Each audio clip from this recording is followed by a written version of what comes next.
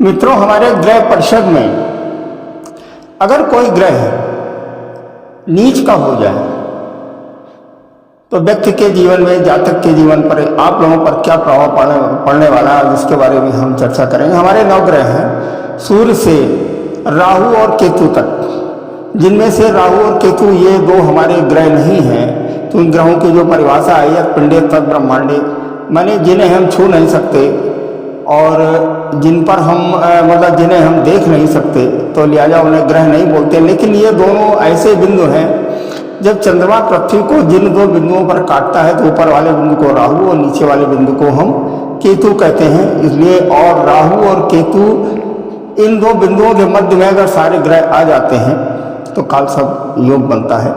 मित्रों, हम टॉपिक को न चेंज करते हुए आज हम बात करेंगे। हमारे 9 ग्रह हैं, 9 ग्रहों में से अगर कोई ग्रह नीच का हो जाए तो क्या प्रभाव पड़ने वाला है, आज इसके बारे में हम जो चर्चा करेंगे। अभी 11 अगस्त 2021 को 11:32 पर प्रातः हमारे शुक्र ग्रह ये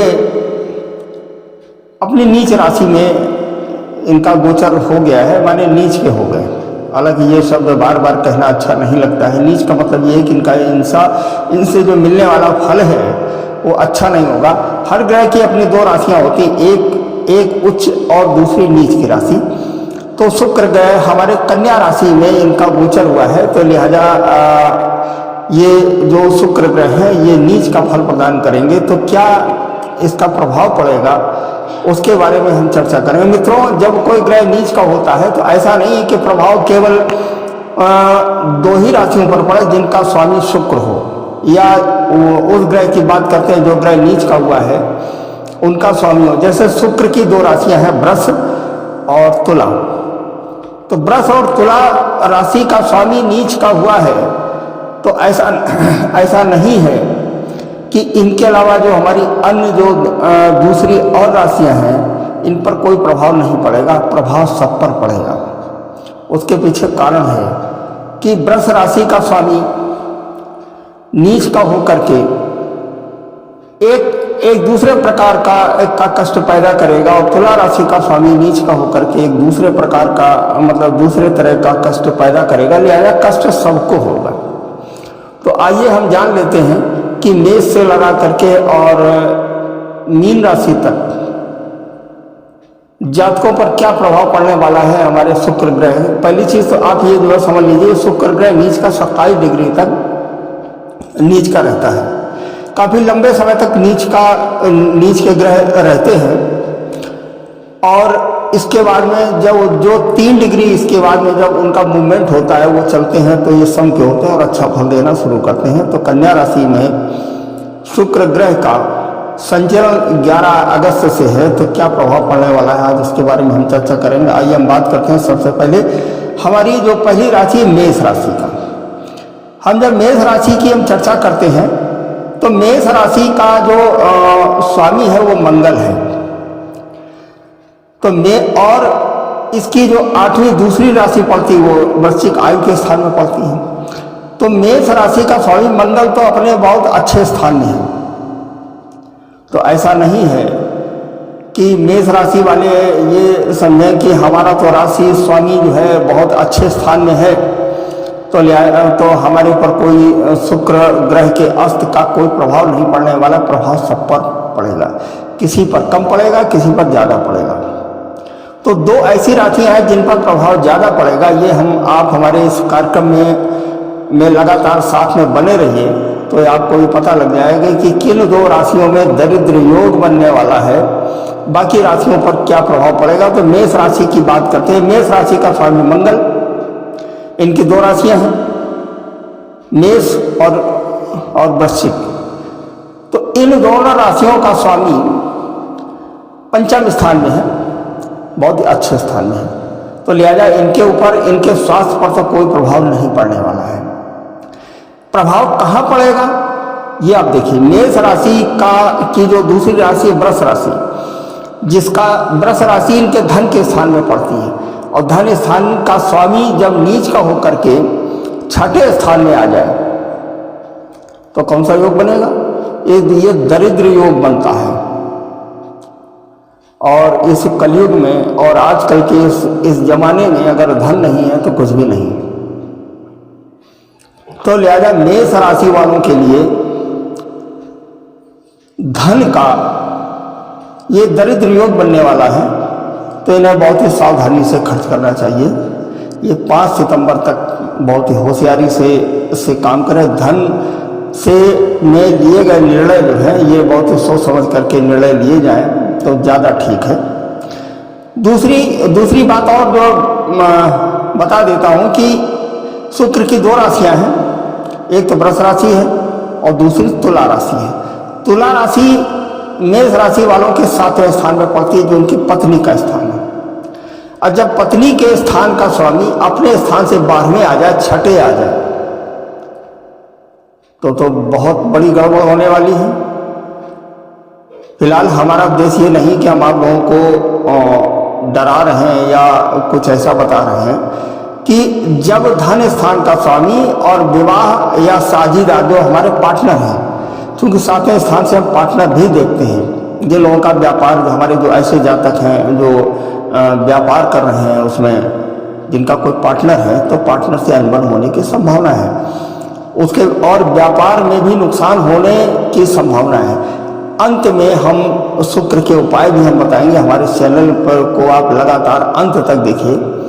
और एक बात और मैं कहूँगा कि हमारे चैनल को लाइक, शेयर और सब्सक्राइब करें। ये जितना ज़्यादा फैलेगा उतना ही अन्य लोगों को लाभ भी होगा। और दूसरी चीज़ ये कि हमें भी इसका लाभ मिलेगा, ये एक रेवेन्यू जनरेट होगा, जिससे होगा ये कि हमें भी उसका लाभ मिलेगा। तो लिहाजा आप लोगों से हम पैसे तो लेते नहीं हैं, आप लोगों को फ्री में हम निःशुल्क हम सेवा कर रहे हैं। तो आप लोग कम से कम हमारे चैनल को लाइक, शेयर और सब्सक्राइब अवश्य करें। जितने ज़्यादा लोगों में बढ़ सके उतने आप फैलाएं। तो मेष राशि वाले आप जो समझ लीजिए कि मेष राशि वालों पर शुक्र के नीच होने का जो धन में प्रभाव पड़ रहा है, और पत्नी भाव पर और साझीदार में प्रभाव पड़ रहा है, तो इन्हें शुक्र का उपाय करना है, ये हम अंत में बताएंगे क्या। अब बात करते हैं वृष राशि की।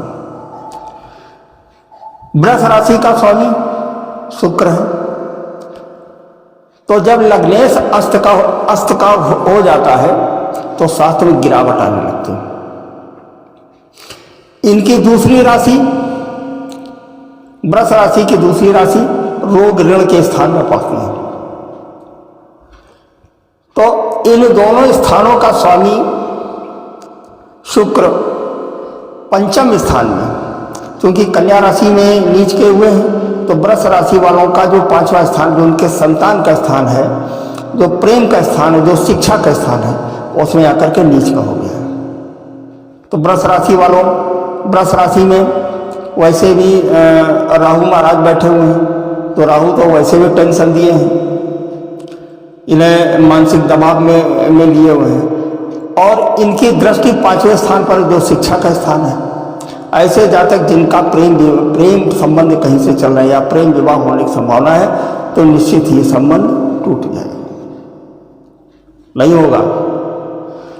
ऐसे जातक हमारे जो MBA या उच्च शिक्षा में, जो माने हायर एजुकेशन में है, तो इन्हें मानसिक दबाव या कोई इसमें एग्ज़ाम लगा है तो एग्ज़ाम में भी बहुत ही मेहनत से और ढंग से इस एग्ज़ाम को दें, अन्यथा सफलता मिलने की उम्मीद बहुत ही कम है। हमारा उद्देश्य आप लोगों को डराना नहीं है, या अभी इसके उपाय भी हम आपको बताएंगे। तो देखिए, मेष राशि वालों पर धन का प्रभाव पड़ा, और वृष राशि वालों पर स्वास्थ्य का प्रभाव पड़ा, और शिक्षा और प्रेम का प्रभाव पड़ा। अब बात करते हैं मिथुन राशि वालों के लिए। मिथुन राशि का स्वामी बुध है, तो स्वास्थ्य इनका बहुत ठीक रहेगा, क्योंकि लग्नेश पर कोई भी प्रभाव नहीं पड़ रहा है। अब इनकी जो वृष राशि है, मिथुन राशि की, ये 12वें स्थान का स्वामी और 5वें स्थान का स्वामी। 5वां स्थान संतान का स्थान है, और 12वें स्थान का स्वामी बने मिथुन लग्न से एक खाना पहले वृष राशि, वृष के बाद मिथुन। तो इनके स्वास्थ्य में कोई दिक्कत नहीं आने वाली, किसी प्रकार की कोई भी परेशानी इनको नहीं होगी। होगा क्या, अनायास खर्च बढ़ेगा, संतान से अनवर होगी, क्योंकि इनकी शुक्र की दूसरी राशि तुला 5वें स्थान में है। तो लिहाजा वृष राशि वालों के लिए संतान से संबंधित परेशानी होने वाली है और शिक्षा से संबंधित परेशानी होने वाली है। इनका खर्च बढ़ेगा और खर्च इनका इस तरह से होगा जो जिसे हम निरर्थक खर्च की श्रेणी में लाते हैं। पेट से संबंधित समस्याएं खड़ी होंगी। तो मिथुन राशि वाले, मिथुन लग्न वाले जातक शुक्र का उपाय करें। शुक्र का उपाय हम लास्ट में बताएंगे। अब बात करते हैं कर्क राशि के लिए। कर्क राशि को हम 4 नंबर से लिखते हैं। कर्क राशि का स्वामी चंद्रमा होता है। चंद्रमा को हम जब 1 माह का फल हम निकालते हैं तो चंद्रमा को आकलन में इसलिए नहीं लेते हैं कि चंद्रमा 2.25 दिन का इनका गोचर होता है, रोटेशन होता है, तो लिहाजा हम चंद्रमा की बात नहीं करेंगे। अब इसमें जो दूसरी इनकी जो वृष शुक्र की 2 राशियां हैं, वृष और तुला। वृष राशि इनकी लाभ के स्थान में पड़ रही है और इनकी जो दूसरी राशि है वो सुख के स्थान में, माता के स्थान में। अब लाभ के स्थान का स्वामी और माता, भूमि, भवन और वाहन के स्थान का स्वामी अगर नीच का होकर के तीसरे भाव में चला जाए, जो हमारे पराक्रम का स्थान, तो बहुत गड़बड़ होने वाली है। 11वें स्थान से, माने जो लाभ का स्थान जहां से हम देखते हैं वहीं से बड़े भाई का भी स्थान हम देखते हैं। तो ऐसे जातक जिनके बड़े भाइयों से थोड़ा सा भी मतलब अगर वैमनस्यता, मन मुटाव की स्थिति है, तो वृष राशि का स्वामी तीसरे स्थान में नीच का होकर के, और तीसरा स्थान छोटे भाई का स्थान है, तो इन दोनों से संबंध बिगड़ने की संभावना है। मकान से संबंधित, माता के स्वास्थ्य से संबंधित सावधानी बरतनी अति आवश्यक है, क्योंकि कर्क राशि की में शुक्र की जो दूसरी राशि तुला है वो 4थे स्थान में पड़ती है और वृष राशि इनकी लाभ के स्थान में है। इन दोनों राशियों का स्वामी नीच का होकर के तीसरे स्थान में आ गया। तो क्या प्रभाव पड़ने वाला है? देखिए, सारी राशियों पर प्रभाव हम बता रहे हैं। मेष राशि में दरिद्र योग, धन का स्थान। वृष राशि में संतान के बारे में समस्या हमने बताई। मिथुन राशि के बारे में खर्च की हमने समस्या से संबंधित बात बताई और कर्क राशि में हमने लाभ और बड़े भाई की बात बताई। इन द सेंस लाभ का मतलब ये है कि अगर कोई हमारा कोर्ट कचहरी में इस तरीके का मुकदमा भी चल रहा है जिससे धन आने की उम्मीद है या हमारा प्रमोशन वगैरह होना है, कुछ इस तरह का लाभ होना है, तो उसमें रुकावट आएगी।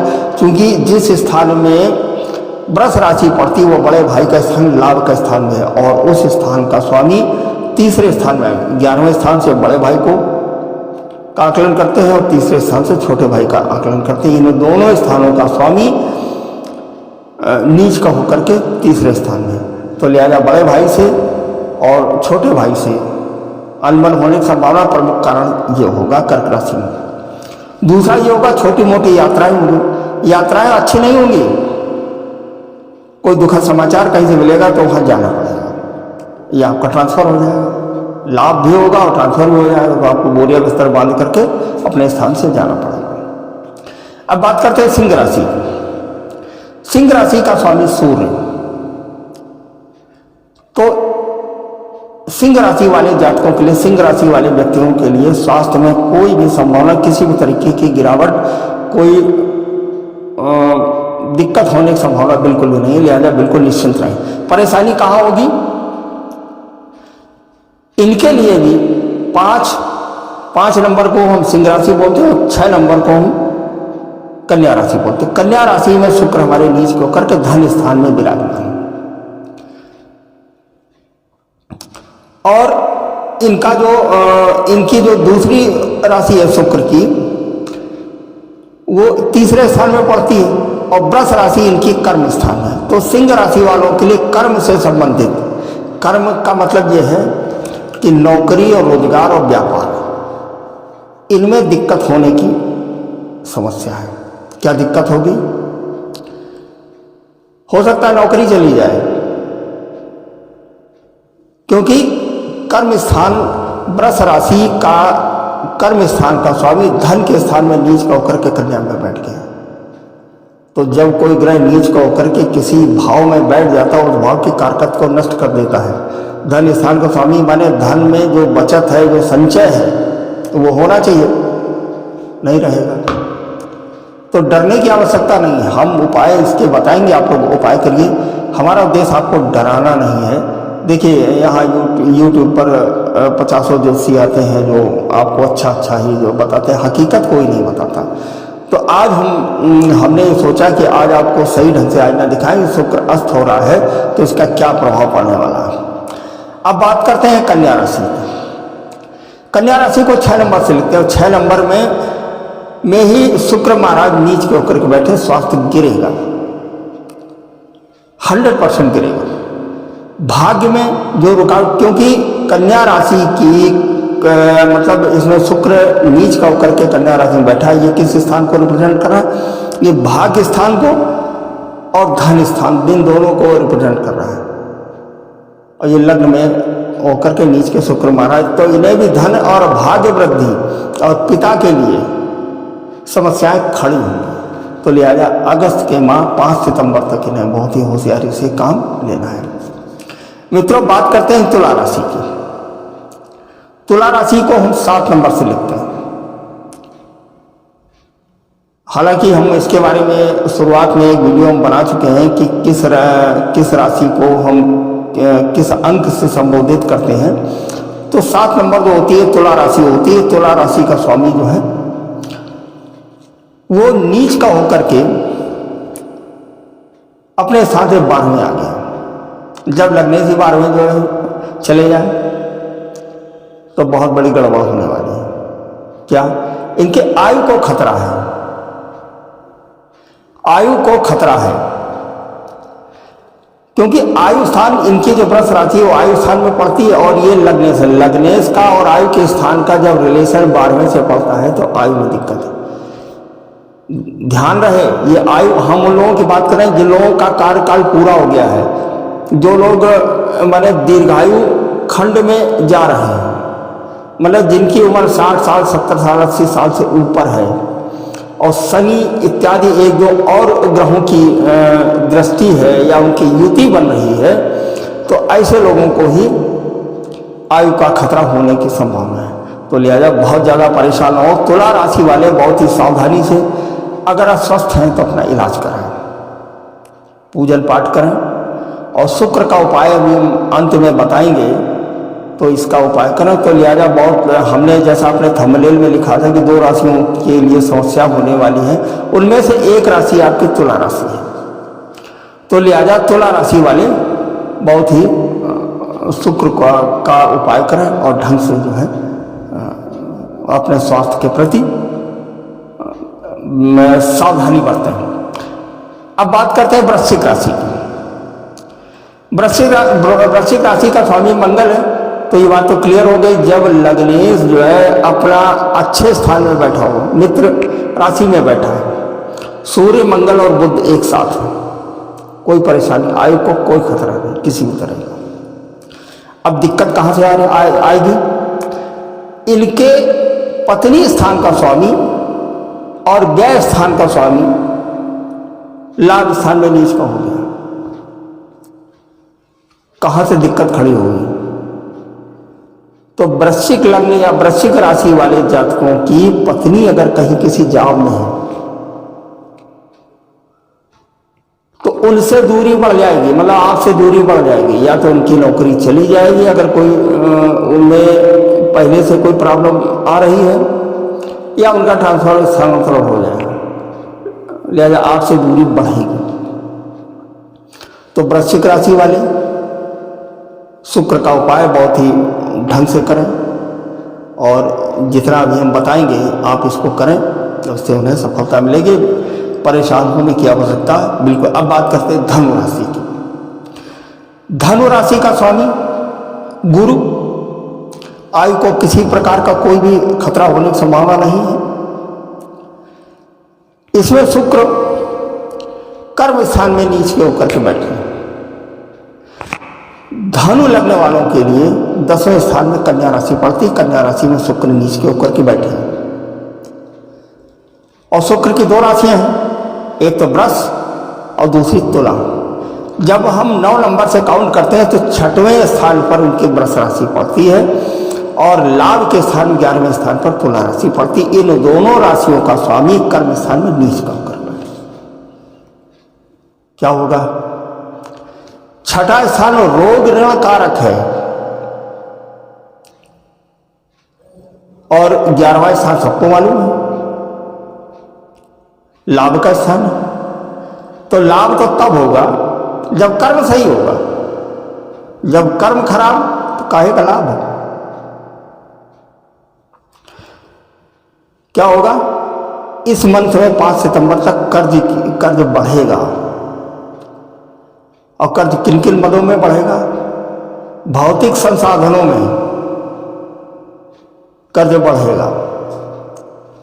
तो मित्रों, धनु लग्न वाले, धनु राशि वाले, हम लग्न और राशि की बार बार हम जो है चर्चा इसलिए जो करते हैं कि चंद्रमा जिस नक्षत्र में हो, जिस राशि में होता है वो हमारी राशि होती है। लेकिन हम यहाँ 1 माह की बात कर रहे हैं। प्रारंभ में ही हमने ये कह दिया है कि आप ये जो राशिफल है, जब एक दिन 2 जब दैनिक राशिफल की बात करते हैं तो चंद्रमा से आकलन करते हैं, और जब हम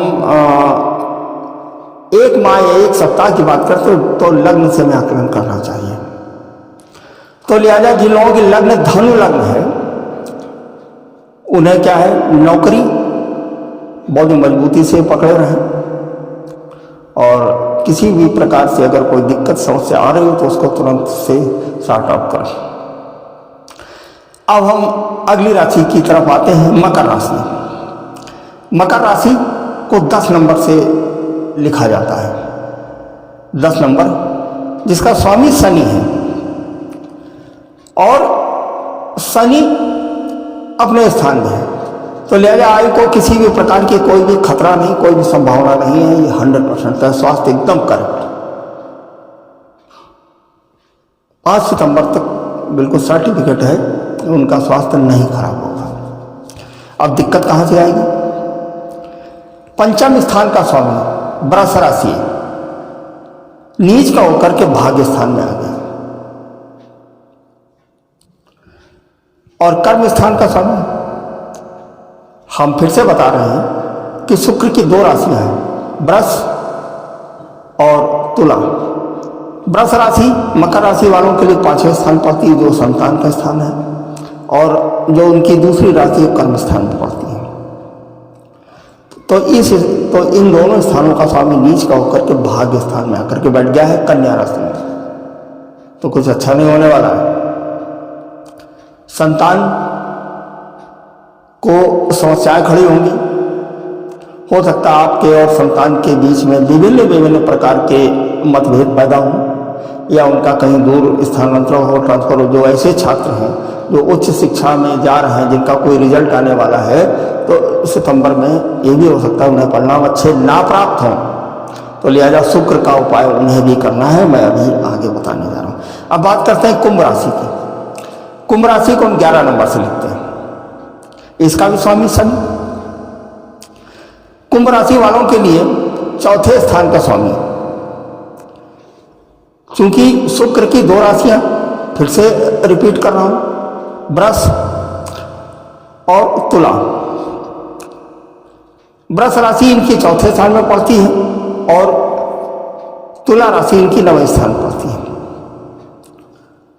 तो भाग्य स्थान का स्वामी और भूमि भवन और वाहन माता के स्थान का स्वामी आयु के स्थान 8वें स्थान में आ गया। जब किसी नीच का होकर क्या है, जब किसी ग्रह का स्वामी अपने 8वें स्थान में चला जाता है तो पूरी तरह से वो खत्म हो जाता है, उसका प्रभाव नष्ट हो जाता है।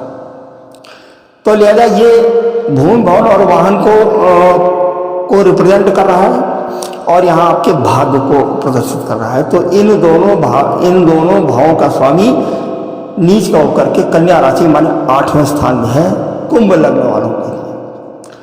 तो भाग्य से बहुत ज्यादा उम्मीद ना करें, गाड़ियाँ संभाल करके चलाएं, इलेक्ट्रॉनिक सामान और वाहन खराब होने की संभावना ज़्यादा है। तो अभी हम आपको उपाय बताएंगे, ये आप करें। अब बात करते हैं मीन राशि की। ये अंतिम राशि हमारी 12 राशियों में सबसे आखिरी राशि है। मीन राशि का स्वामी गुरु, गुरु, और इनकी जो शुक्र की जो 2 राशियां हैं, वृष और तुला। वृष राशि मीन राशि वालों के लिए तीसरे स्थान पराक्रम के स्थान में है, और जो दूसरी राशि आयु के स्थान में है। अब ये 8वें स्थान का स्वामी नीच का होकर के कहाँ आ गया है? पत्नी के स्थान में आकर के बैठ गया है। तो मीन राशि वालों के लिए आयु से संबंधित समस्या है। इसलिए हमने अपने थंबनेल में ये सबसे पहले यही बात कही थी कि किन राशियों को ज़्यादा समस्या होने वाली है, वो यही राशियां हैं। अगर आप लोग हमारे इस कार्यक्रम को विधिवत देखिए, अगर आयु को खतरा है तो सबसे बड़ा खतरा होता है, बाकी धन, मान सम्मान इत्यादि ये तो सब मैनेज हो जाता है। जिंदगी अगर बनी रहती है तो आदमी सब कुछ मेंटेन कर लेता है जहाँ तक। तो लिहाजा शुक्र का उपाय आप निश्चित। अब बात करते हैं उपाय की। उपाय क्या करना है? देखिए, शुक्र का एक मंत्र है, ओम द्राम द्रीम द्रौम सह शुक्राय नमः।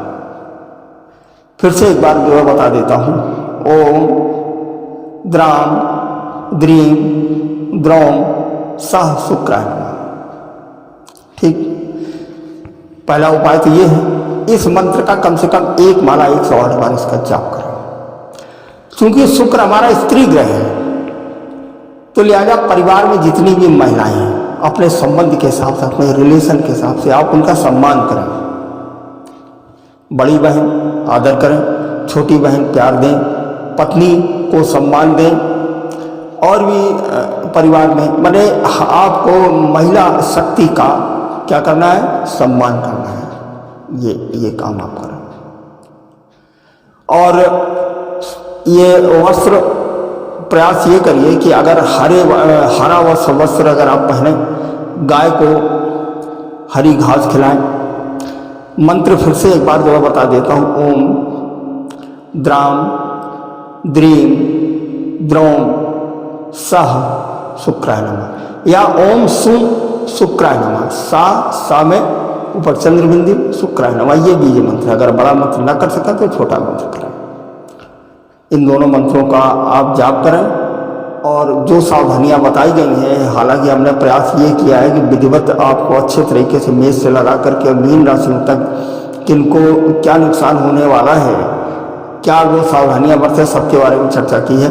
अब एक बार आपसे हम फिर कहेंगे कि अगर आप इस चैनल को सब्सक्राइब करेंगे तो इसमें एक रेवेन्यू जनरेट होता है। देखिए, हम मेहनत करते, प्रयास करते हैं, आप लोगों तक नॉलेज इसकी दे रहे हैं, पहुंचा रहे हैं, तो कम से कम हमें भी तो कुछ लाभ मिलना चाहिए। तो हमारे इस चैनल को आप सब्सक्राइब करें, और अपने यार मित्रों दोस्तों को आप शेयर कर देंगे तो हमारा मतलब ये ज़्यादा से ज़्यादा लोगों तक हम पहुंचेंगे, और हमें तो लाभ होगा ही, साथ में उनको भी लाभ होगा। दूसरी चीज़ ये है कि अगर आप अपनी जन्मांक को दिखाना चाहते हैं तो हमारे वीडियो में नीचे हमारे नंबर, मोबाइल नंबर, हमारा पेटीएम नंबर इत्यादि है। आप कुंडली दिखाना चाहते हैं, वास्तु विजिट अगर आप जो कराना चाहते हैं, वास्तु से संबंधित टिप्स अगर आप कोई लेना चाहते हैं, पूजन पाठ कर्मकांड से संबंधित अगर कोई परामर्श अगर आप करना चाहते हैं, तो हमसे आप संपर्क करें, और यथासंभव हम आपको जो है जवाब देंगे। और अगर आप कुंडली का विश्लेषण अगर आप कराना चाहते हैं तो आप निश्चित कराएं। मित्रों, मैं के मिश्रा ज्योतिष शोध सेवा संस्थान से आज पुनः आपके समक्ष हाजिर हुआ था, इस सोच के साथ कि हमारे चैनल को लाइक शेयर और सब्सक्राइब आप अवश्य करें। धन्यवाद, नमस्कार, जय श्री राम।